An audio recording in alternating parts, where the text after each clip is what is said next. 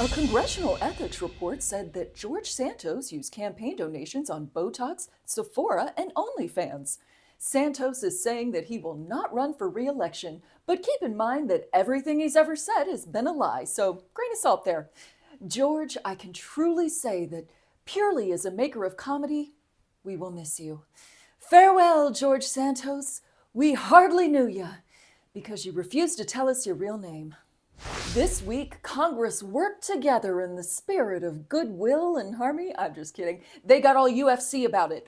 The trouble started when Freedom Caucus member Tim Burchett accused Kevin McCarthy of elbowing him in the kidneys. Words were exchanged and dicks and rulers were whipped out and waggled.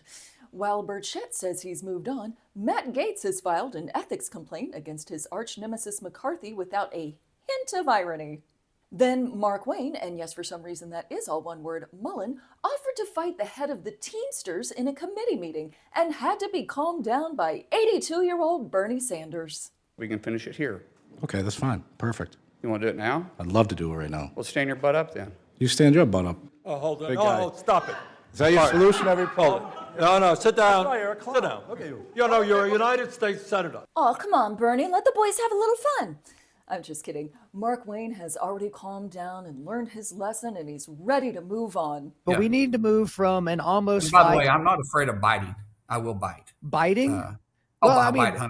Yeah. I mean, a fight, I'm going to bite. I'll do anything. I mean, I'm not above it. And I don't care where I bite, by the way. It just is going to be a bite. I'm not even going to ask any further questions on that. I think that basically speaks for itself. Excuse me while I hide under a desk. Listen, we joke, but the truth is we need a calm, functioning Congress. How do we get back to that? For more on this, we turn to our chief life coach correspondent, Jen Haston. Thanks, Andrea. So, Congress, I know you've been through a lot lately, and tensions are high. But this is an excellent time to practice some self-care.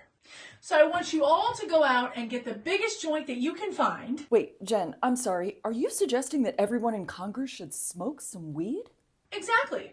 I feel like opium would be overkill, and we damn sure don't need them hopped up on cocaine. Well, I think we can all agree on that. But what about more traditional self-help techniques like mindfulness or deep breathing? Woman, are you serious? You think this Congress can be fixed by deep breaths? Yeah, that's a really good point. But isn't there any self-care they can do that isn't illegal? Aren't they the people who decide what's legal and illegal? They can have it legal if they want it bad enough. That's also a pretty good point. Chief Life Coach Correspondent Jen Haston, everybody. The good news is that it looks like we won't have any government shutdown threats again till January. That should give lawmakers plenty of time to wait till the last minute to do something about it. Now lawmakers can head home for the holiday. Oh, wait, actually it sounds like Chip Roy might have a quick note before they go. One thing.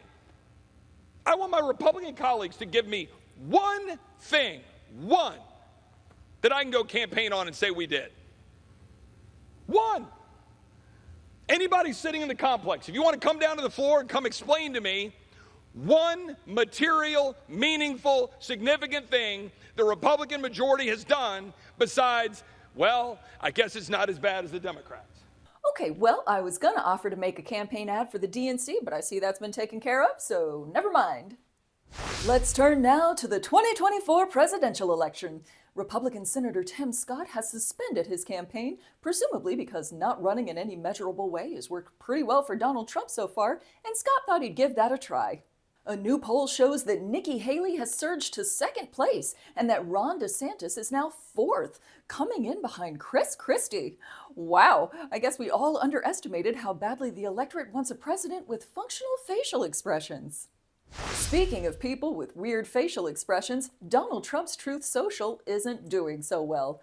A new filing with the SEC shows that the company is actually just a black hole for $73 million to disappear into. But don't worry about Trump. He'll be fine. If things go south with Truth Social, he can always whip up some more NFTs.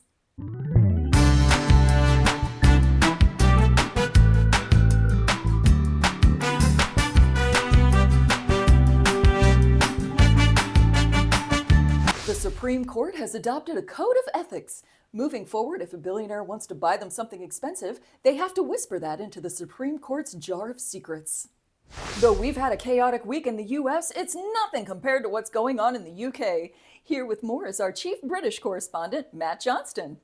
Hi, Andrea. Well, I would like to express what's happening over here through the interpretation of mine. I would say things are getting a bit crazy over here, but that's not really a word that you associate with our Prime Minister, Rishi Sunak. But then again, neither are integrity, professionalism and accountability, which he promised when he came to power a year ago. He has now sacked Captain Crazy, Suella Braverman, from her job as Home Secretary. She's been gunning for this, and thank God she doesn't have a gun, because she wants the top job. So she's been trying to get herself fired so that after the Tories lose the next election, she can say, I think we need a new leader. I nominate me.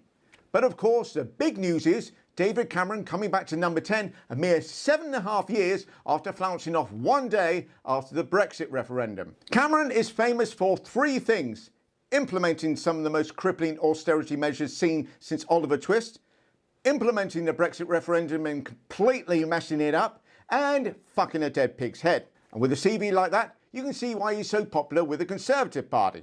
Joking aside, this appointment, as far as I can tell, is being done for two reasons. One, it's to appeal to what is referred to as blue wall voters who got Cameron elected in Conservative heartlands, you know, the southern counties outside of London. And two, is to ensure that there's no leadership bid from inside the cabinet. As for Suella, she's written what's been called a poison pen letter, designed to bring Sunak down. It's a resignation letter written when people leave their ministerial post and is usually a few paragraphs long. Hers was 2 pages. It's basically the note your ex leaves you after they haven't moved on. And she's accusing Rishi Sunak of all sorts of things he's definitely guilty of. But then again, so is she. So expect her to go for the Conservative leadership candidacy next year. Or, you know, sooner. For more on this, check out the season finale of our podcast, A Very Special Relationship. Links in the description below. A volcano in Iceland is on the verge of erupting. What does that mean for you, the average evil mastermind? Well, it means that if you're looking for a newly available lair space, then you might be in luck. Yes, your new volcanic lair offers access to geothermal energy, is a short hop to the famous Blue Lagoon hot springs, and can house up to 5 intercontinental ballistic missiles. There's plenty of space for living quarters, an expansive evil laboratory, storage for up to 5 squadrons of goons, and socialized healthcare. Political extortions to secure the volcano are expected to start early, and interested parties should not be surprised if they have to blackmail well over the initial offers. Snoop Dogg announced that he is giving up weed, presumably because there's none left because he smoked it all. Come on.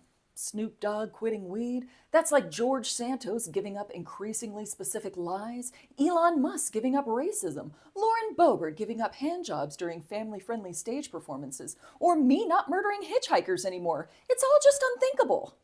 And now a special message for Taylor Swift fans. You need to calm down. That's right, Swifties are getting a little too invested in Taylor's romance with Travis Kelce. Travis, when were you going to tell me you were leaving Argentina? As your self-appointed personal assistant, that was not part of the plan. So I think we're going to need to work on our communication. Girl, you need therapy.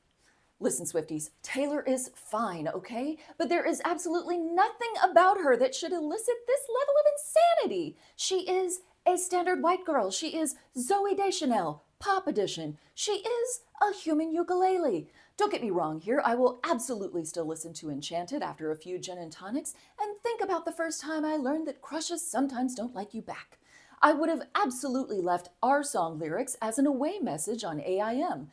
I would, and you bet your fucking ass I would have, made a TikTok with Mean playing over a glow-up reel. But there is nothing that would make me stalk a football guy, mostly because I don't know anything about football. Listen, I just need you to go touch all of the grass and leave Taylor to enjoy her football dick in peace.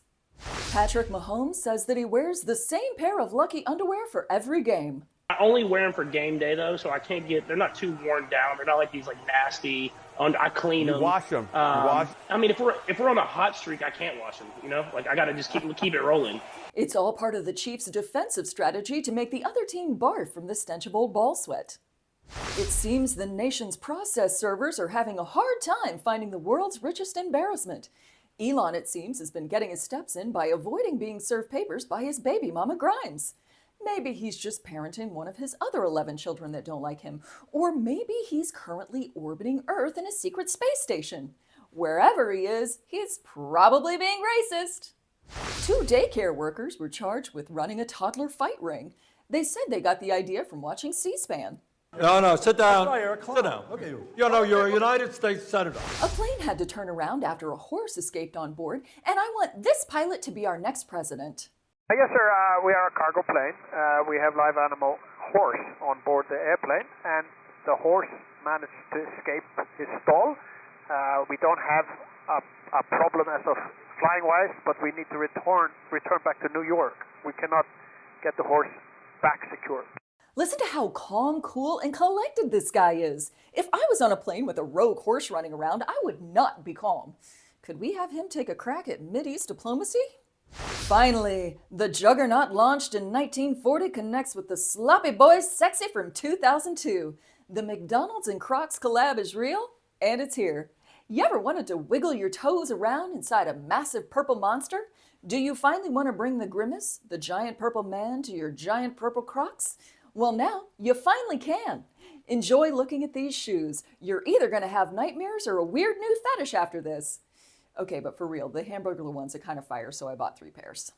That wraps up this week's news report. Don't forget to check out the latest episode of our podcast. Link is in the description below. And please note that we'll be taking a Thanksgiving break next week, but we'll be back with our live show on Tuesday, November 28th. Have a great holiday. Love you. Bye. I want you to go out. When did we ever have a calm functioning Congress? I don't know. I want you all to go out. That's not... That... Okay. This is an excellent time to practice some self-care. Self-care. Oh, but are you serious? You think this Congress can be fixed